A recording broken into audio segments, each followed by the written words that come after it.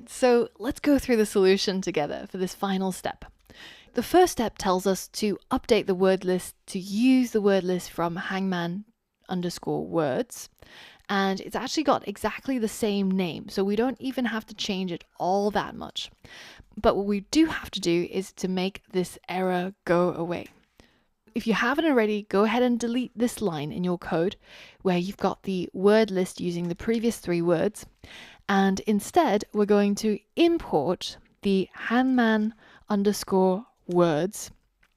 And now we should be able to tap into this word list by writing Hangman_words.wordlist. And this is the same way that we use the random module. So we imported the random module, and then when we needed it, we simply said random.choice. So choice is a function inside the random module, and we can access it like so. Now, if you want it to be a little bit simpler in terms of the code that you write, and you don't want to rewrite Hangman_words dot such and such, then instead of just importing Hangman words, you can actually instead write from Hangman words import the word list. So now we can get rid of this part and we can just use the previous code that we had on line 7.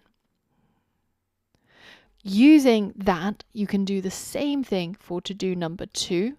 From the Hangman art, you can import the stages, and that will make this error go away. And for to-do number 3, you can again say from Hangman art, import the logo. And then we can just print the logo. Now, notice how we're importing 2 different things from this same file, Hangman art. So if you didn't want to write it twice, you can, in fact, also just say from Hangman art import logo, comma, stages. And this will import both the logo and the stages, and you'll see that there's no errors down here. If that's at all confusing, be sure to read through the documentation that I've linked to in the course resources that talks all about Python modules and importing, so you can familiarize yourself with this once more.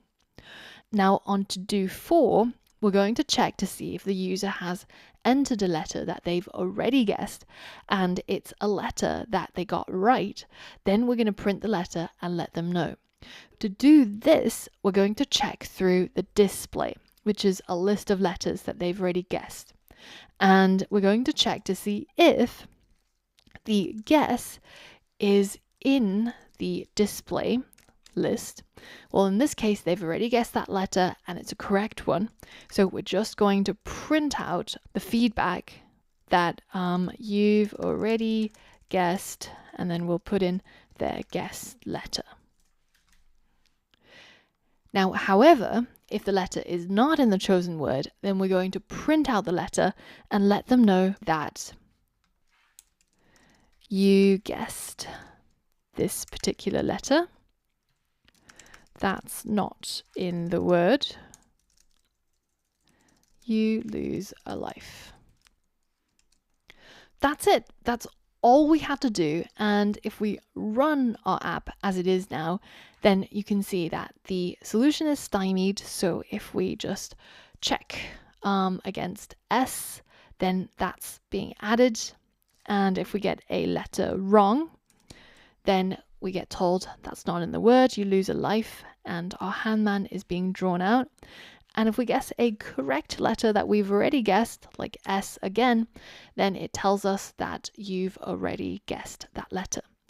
Now, you can either choose to keep all of these print statements if it helps you understand what's going on, or alternatively, at this stage, it might make things a little bit confusing and you can just comment it out. Have a look at the final version by going to the course resources, where I'll link to the completed code that I've written here, and you can have a read through it and compare against yours. But essentially, this is all there is to this project, and you've now completed it in its entirety. Once you're happy with your code, go ahead and remove all the comments that are no longer useful, like all the to-dos and the testing code, because if you want to play the game for real, then that's just cheating.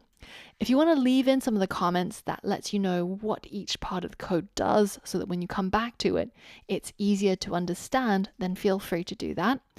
But the final thing that I wanted to show you is what if you wanted to be able to clear the screen after every answer, because you can see that at some point you have to keep scrolling and it gets a little bit confusing as to which stage you're in.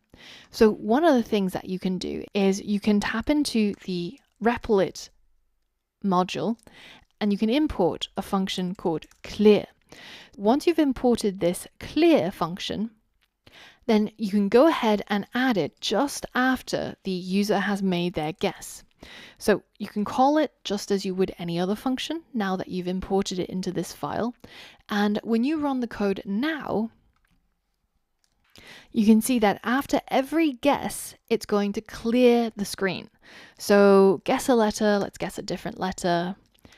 And now that means we don't have this backlog of previous guesses and we can actually see what's going on at each stage. In the course resources, you'll also find a link to the final completed code under Day 7 Hangman Final, and feel free to modify this code to your heart's content, make it do whatever it is that you want to do, and push the boundaries of your programming skills if you want to. Well done for getting this far, and well done for tackling this challenge. Rest easy, and I'll see you tomorrow.